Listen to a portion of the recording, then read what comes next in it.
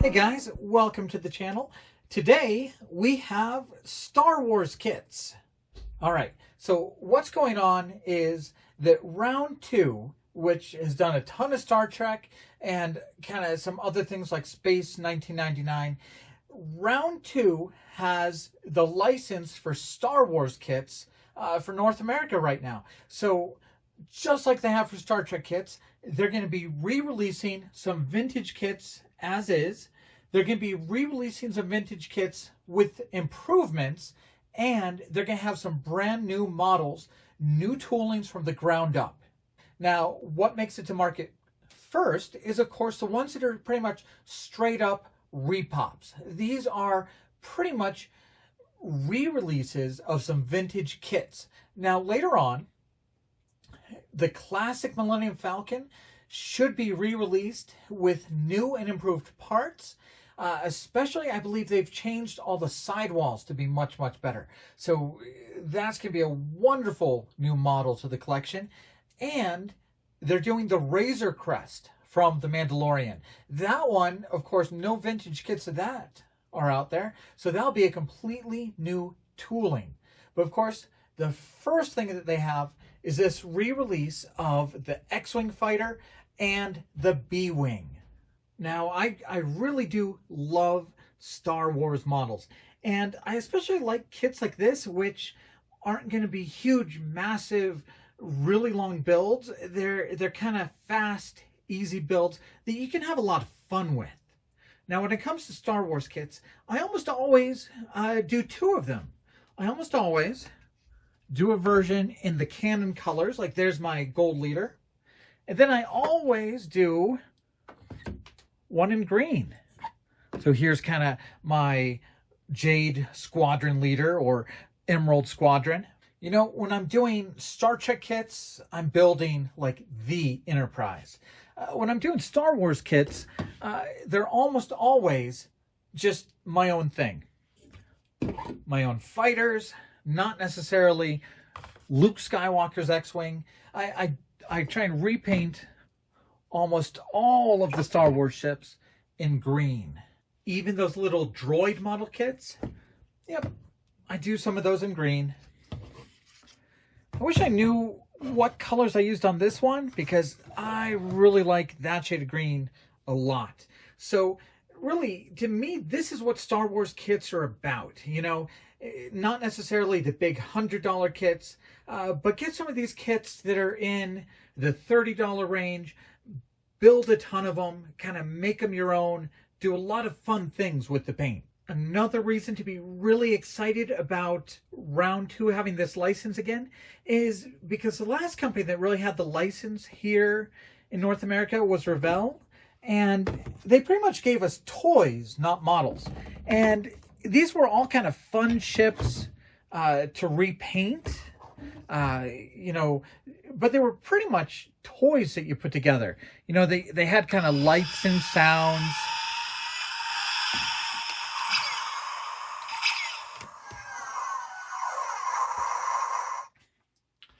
And if you took a closer look at what they had, you know, kind of this hollowed out part of the gun, that's very much a toy feature. This speaker grill, very much a toy feature. Look, little screw holes for batteries. So to finally get model kits again, rather than kind of these glorified toys, is going to be really, really nice. So yeah, there's a lot of reasons to be really excited about new Star Wars kits making it to the market. And really nice to get an X-Wing right off and the B-Wing. I don't think I've ever done a B-Wing before. But of course, you've got to have an X-Wing. If you built sci-fi models, you have to have built at least one version of the Enterprise, Kirk's Enterprise, either the TOS or the one from the motion picture, and you've got to have built an X-Wing. So I'm very excited to work on this X-Wing, and man, they're fun to paint, they're fun to weather. That's something you don't really get to do on Star Trek kit. I'm going to kind of keep this model out. This is not a fine mold, not a Bandai. This was a Revell of Germany X-Wing that will probably be more fair of a comparison with this X-Wing that is being re-released. But let's actually get to what we're here for, and let's start unboxing these model kits. All right, really cool vintage artwork here. You can kind of see kind of those older illustrations, not really photos. The authentic Luke Skywalker X-Wing fighter. On the top of the box, model is 8 inches long. It is a snap together assembly, molded in white. So they're saying no glue. You could display it in open or closed positions, as is expected on X-Wing. R2-D2, and a clear canopy with a dash decal. More kind of vintage style art on the side. And of course, with a lot of round 2 repops and re-releases, improved decals. So these say they have decals and a sticker sheet. So if you're not good at water slides, you'll have an option there. Words and things. And kind of like the Star Trek kits, the back side is a color, paint, and decal guide. So you can really see how the X-Wing should look. You know, we got the Disney logo, since this is now a Disney licensed product. All right, so we've got the plastic out of the box. If it looks a little ivory on camera, that's just the camera. In real life, it looks very white. You know, it looks good. I think there's 2 things that kind of give this away as a vintage kit. Otherwise, it's a pretty solid X-Wing. Looking at it for size first, and this is the only time I'm going to pull out a Bandai to kind of compare. Bandai is pretty much given that it is a 72nd scale. So you can see this will actually be considerably bigger than that. That's kind of fuselage to fuselage for a 72nd scale ship compared to this one. No stated scale on the box for this X-Wing, but you can see it is considerably bigger than a 72nd scale. I think I saw somewhere online this would be considered more a 1/64. But, you know, a very nice size to paint and to have fun with. So if we kind of take a look at that Revell snap kit that was put out, I think these are going to turn out to be very close to the same size. A little bit smaller for this kit by round 2. But yeah, you know, it's going to be a really nice size to kind of work with. If we look at this fuselage, I'll show you the 2 things that kind of give it away as a vintage kit. The first is the molded in pilot. That kind of gives it away that it's not a separate figure, kind of molded in there, just kind of pressed in from one direction. So not very much detail on the pilot. The only other thing that really gives it away as a vintage kit, you can see right there that it does have raised panel lines instead of recessed panel lines. So, you know, that's just kind of comes with the territory from having a re-release. But otherwise, you know, you've got a lot there you can work on for that kind of mechanical trench behind R2. And really, once you paint this up and weather it, it's going to be a very good looking ship. But to start us off, we've got 2 parts for the fuselage, the top and the bottom, with the droid and the pilot molded in. Some little brick detailing down there on the bottom. Good paneling here. That's going to be the main fuselage. Here's our next sprue. So you can see the cannons are molded right onto the wings. No separate parts there. So no real worrying about tricky glue situations there. One thing I do like, these should be the rear end caps for the thrusters. And that's something that kind of drove me batty on the Revell kit. Those were not separate caps. Those were molded on to the top and the bottom halves of these cylinders, which gives you that kind of really kind of ugly seam going right down the middle. So having these as separate caps so you don't have those seam lines right in the middle of your thruster. Very glad those are done that way. But so on this sprue, you've got the wings with molded on cannons. You have the rear caps for the thrusters, the front caps for the thrusters themselves. You have landing gear. And on the other sprue, you have the other half of the wings. You have some engine parts to sit within the wings. Some more thruster parts. This is the back mechanical section on the very back of the X-Wing. I imagine this is a part that goes in the middle to kind of help the wings pivot back and forth. And here's a look at kind of the detail you have to work with on the wings. And that's perfectly serviceable. You know, you've got kind of the ridges here. You've got the built-up panels. So you've got a lot of landmarks to kind of help you paint. Kind of some of the exposed tubing and wiring on these. So there is a lot to work with on here. It should be a pretty simple build and then a lot of fun to paint it up. All right, finally, we have some clear parts. So the stand is done in clear. Here is your clear cockpit, and that is a very clear piece of plastic. And another clear part here, I believe that is a clear part for the B-Wing. So we'll probably see the same sprue repeated in the B-Wing box. So I don't know, were those parts not done in clear on the first release and this is a new addition? Or did they just kind of decide to do a matching stand? So they did the same sprue for both boxes. But either way, good looking canopy right here. All right, here's some close looks at the plastic so you can kind of see what you're looking at.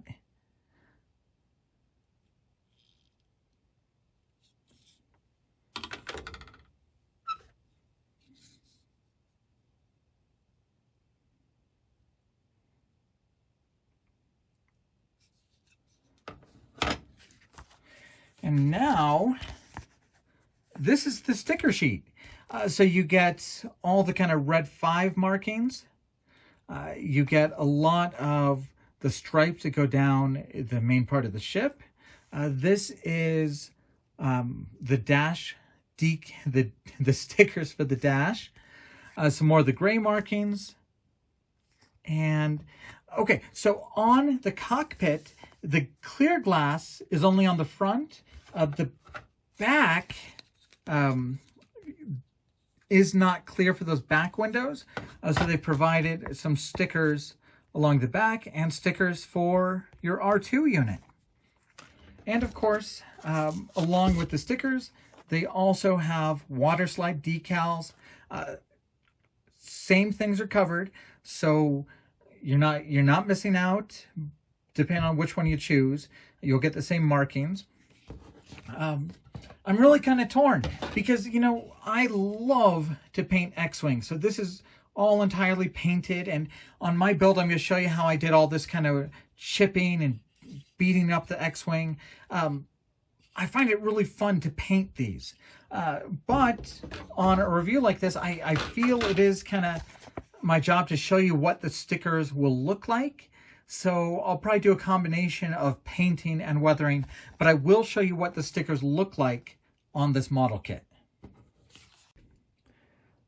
All right, so let's get a look at the B-Wing. And really, the B-Wing is made for modelers. George Lucas said that every movie he would try and come up with some cool new ship for the people who liked the ships and the people who built models. So every movie he would try and do something like this, like come up with something entirely new just for us. When he did the prequels, he would do like the Naboo fighter. But really, George Lucas wanted us to see really cool starship designs. So here's kind of the vintage artwork in Return of the Jedi style. Down at the bottom, once again, we get that decal sheet.